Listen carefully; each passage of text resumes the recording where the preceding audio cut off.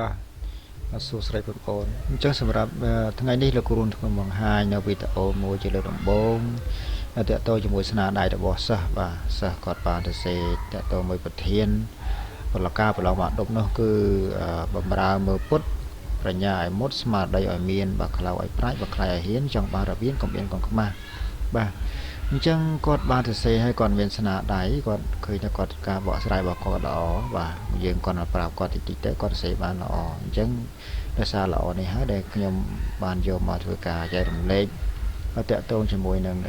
សម្លេងបែបកំណាព្យនេះឯងបាទណាអញ្ចឹងសង្ឃឹមថាសម្លេងនេះនឹងអាចជួយឲ្យបងប្អូនក្នុងការប្រឡងនឹងទទួលបានជោគជ័យវាជាចំណែកមួយណាជាចំណែកមួយបាទឬក៏មានរបៀបនៃការបង្ហាញរូបមន្តអញ្ចឹងទៅបងប្អូនអាចយកវាទៅធ្វើការសរសេរបាទរបៀបនេះទៅបានដែរណាបាទកំណាព្យនេះបាទអញ្ចឹងគាត់មានឈ្មោះថាហ៊ុនលក្ខណៈបាទហ៊ុនលក្ខណៈគឺគាត់រៀននៅវិទ្យាល័យបុរាណសាស្ត្រព្រៃតដួងបាទណាហ្នឹងហើយនេះគឺការបំពេញក្បាលរបស់គាត់ទេណាគាត់រៀននៅសេទេអញ្ចឹងឥឡូវយើងចាប់ផ្ដើមមើលទៅលើផ្ដើមរបស់គាត់តែមកទៅបាទអញ្ចឹងប្រធានរបស់យើងខ្ញុំបាននិយាយឲ្យស្រាប់ហើយប្រធានហ្នឹងបាទគឺប្រឡងបាក់ឌុប2017ខាងផ្នែកសង្គមណាបាទនេះការផ្ដើមរបស់គាត់គឺគាត់ចាប់ផ្ដើមនិយាយតទៅជាមួយនឹងបុព្វបុរសមកបាទណាគឺអ្វីគាត់សរសេរហ្នឹងគឺល្អបាទល្អមែនតើ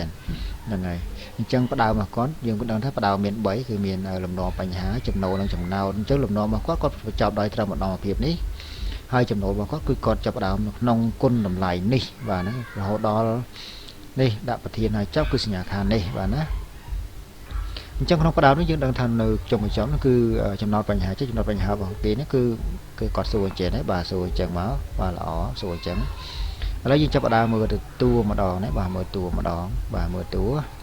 អញ្ចឹងតួនេះគឺគេចាប់ផ្ដើមមកគឺមុននឹងបកស្រាយច្បាប់ល្បាយបាទល្បាយថ្មីខាងលើនេះបងលើបងល្បាយហ្នឹងគាត់ទៅសេអញ្ចឹងហើយគ្រាជាប់ដៃត្រឹមជាមុនសិននេះបាទអញ្ចឹងខាន់ហើយការបញ្យល់ពាក្យរបស់គាត់យើងឃើញថាពាក្យរបស់គាត់មាន8បាទពាក្យទី1គឺពុតមុតស្មារតីបាទមានខ្លៅប្រាជ្ញបាទខ្លាចហ៊ាននិងរបៀនអញ្ចឹងណាបើគាត់សរសេរហ្នឹងគឺក្នុងនេះមាន3បាទដែលគឺចុះបន្ទាត់ហ្នឹងគឺមានគ្រាចាប់សក្តីបញ្យល់ពាក្យនិងបញ្យល់នៃវិធាននេះការបញ្យល់ពាក្យរបស់គាត់អានេះគឺការបញ្យល់នៃវិធានរបស់គាត់កន្លែងនេះអញ្ចឹងដោយសារវិធានរបស់យើងគឺមានចំណុចសំខាន់2បាទទី1ហ្នឹងគឺកន្លែងនេះបាទអញ្ចឹងគាត់បញ្យល់មកគាត់ចាប់ផ្ដើមបាទបញ្យល់2ខុសគ្នាតែម្ដងគឺទី1ខណ្ឌត្រឹមនេះហើយមួយទៀតគឺចាប់ផ្ដើមត្រឹមនេះហើយចំណុចសំខាន់ទី2ហ្នឹងហើយបាទអញ្ចឹងពេលដែលយើងចាប់ដើមបកស្រាយគឺបងអូនត្រូវទៅសេតកតងជាមួយប្រធានគឺយើងត្រូវបង្ហាញនៅសំខាន់ទី1ដោយសារប្រធាននៅសំខាន់ទី2អញ្ចឹងមាន1មាន2បងអូនត្រូវបង្ហាញទី1សិនអញ្ចឹងкогдаបង្ហាញទី1គឺយើងត្រូវចាំថា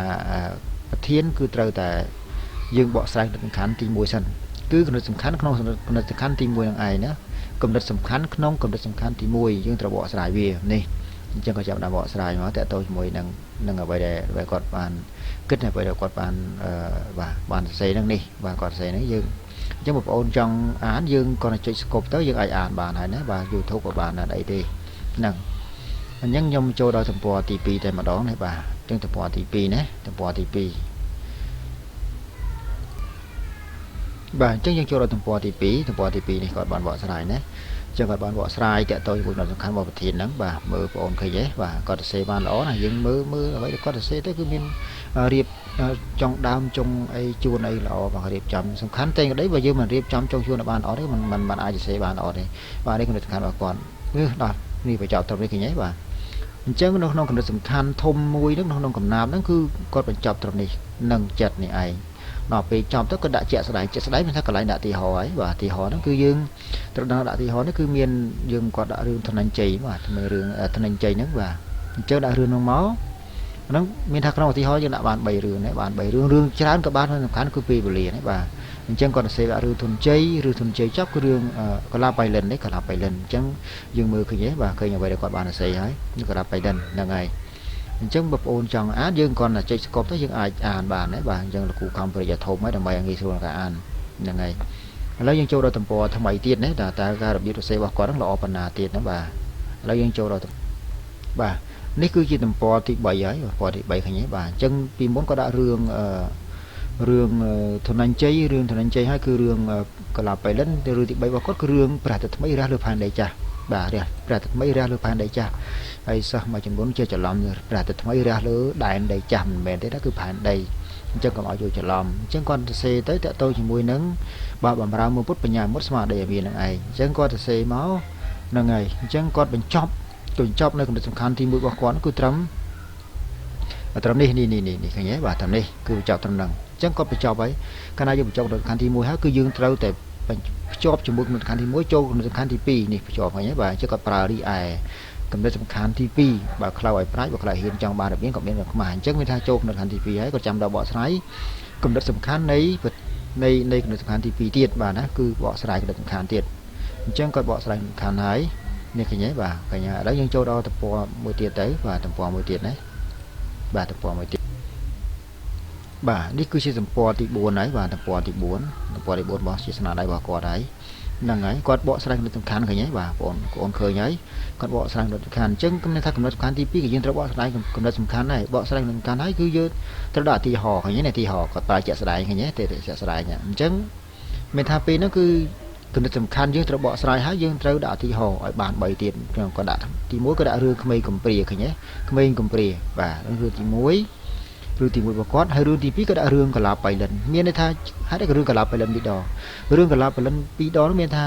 គឺចង់ថាដាក់3ដងក៏បានសំខាន់គ្រាន់ថារឿងនឹងវាមានឆាកជុតច្រើនអញ្ចឹងបើមានឆាកជុតច្រើនអញ្ចឹងយើងដាក់ឲ្យឆាកជុតឲ្យត្រូវជាមួយនឹងសំខាន់របស់គេមកត្រូវហើយបាទពីព្រោះអាមុននោះគឺផ្សេងអានេះផ្សេងទៀតហ្នឹងហើយឃើញទេបាទនេះគឺជាអ្វីដែលគាត់បានបកស្រាយហ្នឹងហើយឃើញទេអញ្ចឹងយើងបន្តទៅទៀតនេះឃើញទេរឿងទី3របស់គាត់គឺរឿង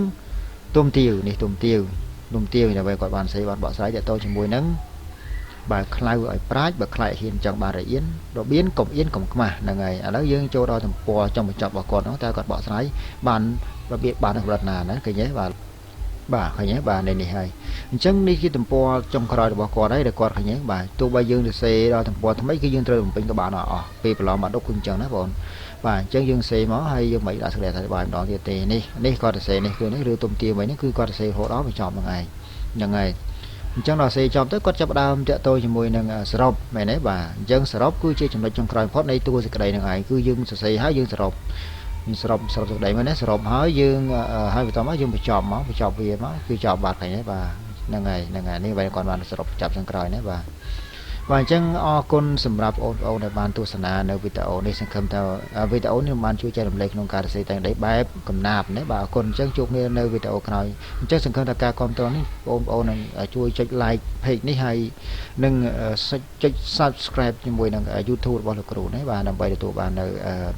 ស្នាដៃសិស្សបន្តទៀតឬក៏វីដេអូថ្មីបន្តទៀតបាទអរគុណជំរាបលាណាបាទ